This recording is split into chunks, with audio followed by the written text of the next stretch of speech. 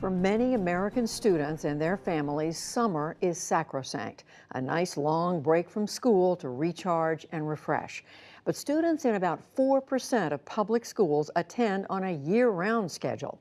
Supporters of the idea say they can stop a loss of learning and boost achievement, especially for low-income students who need school meals over the break. Special correspondent Lisa Stark of our partner, Education Week, visited one such school in Holt, Michigan. It's part of our weekly segment, Making the Grade. So everybody get a little bit of space here just so they can get the proper grip, okay? It's the start of summer break in Holt, Michigan, and tennis camp is in full swing.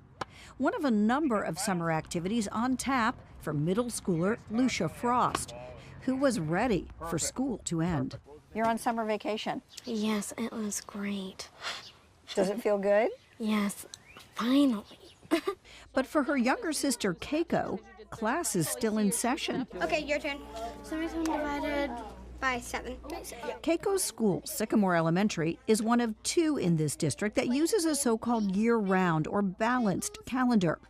There are no additional school days, still around the typical 180, but those days are divided up differently. In a year-round calendar, summer vacation is shorter, about half of the usual 10 to 12 weeks, and there are 1 to 2 week breaks sprinkled throughout the year. So what would you say to kids who don't know about the balanced calendar? I would tell them that it feels like you can get more breaks, but you still learn as much as you need to be educated. Mom Kelly Frost is a fan. I think it's nice for the kids. They don't get burnt out during the school year. And in the summer, I think that by having the shortened summer, I think they're still getting their freedom outside. Some 3,700 schools in the U.S., around 4% of schools, use a balanced calendar. In some cases, it's to manage overcrowding, to stagger schedules so one school can handle more students. But at many schools, such as Sycamore, the hope is to boost student achievement with more consistent education. So what do you do with that number? Third grade teacher Denise Schaefer. I think that it gives us continuity, and over time we can spread our learning out a little bit and take things a little more deliberately. Long summers, though, are part of the American culture and can be a magical time for some families. Any attempt to change the school schedule often causes an uproar. Here's Harvard's Jennifer Davis. The current school calendar is so ingrained in the American society and family life that it's very hard to change. Davis, though, believes this school schedule is way out of date. Today's American school calendar was created for a 19th century farm and factory economy. It hasn't kept pace with the needs of our changing economy and with the needs of families in today's world. Kelly Frost agrees. I think that the shorter summers are better for education. I think the longer summers, they're out too long.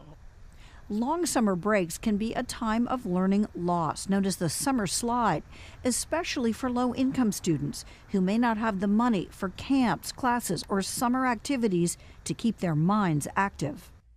Every summer, low-income students lose about 2 months in reading skills, while middle-income students hold their own. In math, most students, regardless of income, lose some math skills. Matthew Boulay heads the National Summer Learning Association. The real problem with summer learning loss is not simply what happens over one summer, but it's the problem of loss summer after summer after summer. Sycamore Elementary hopes to reduce that loss with the balanced calendar.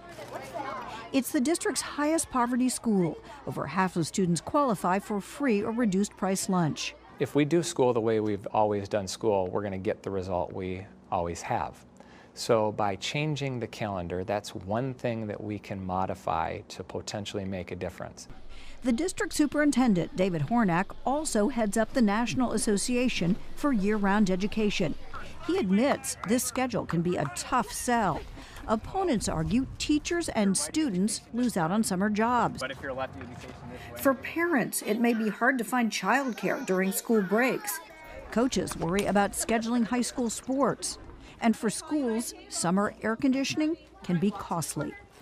Hornick understands these concerns, but insists a balanced calendar just makes sense.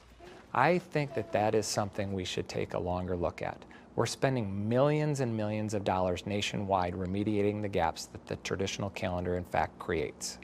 At Sycamore, internal measures show students here are not losing ground during the summer break. Principal Steve Garrison says you can see the difference when students return after the short summer vacation. We don't have a long 6 to 8 weeks of trying to get kids caught up. We start right off. Second week instruction starts after our routines are set. Despite the enthusiasm here for the year-round schedule, the data on its effectiveness are quite mixed. It is not clear that a balanced calendar really helps students retain more information or improves test scores. A 2015 study found that year-round students do pull ahead during the summer, but students on a traditional 9-month calendar catch up and pull ahead during the rest of the year. Study author Paul von Hippel. Well, it's basically the same 175, 180 days spread out differently across the year. And since total instruction time doesn't increase, total learning doesn't increase either.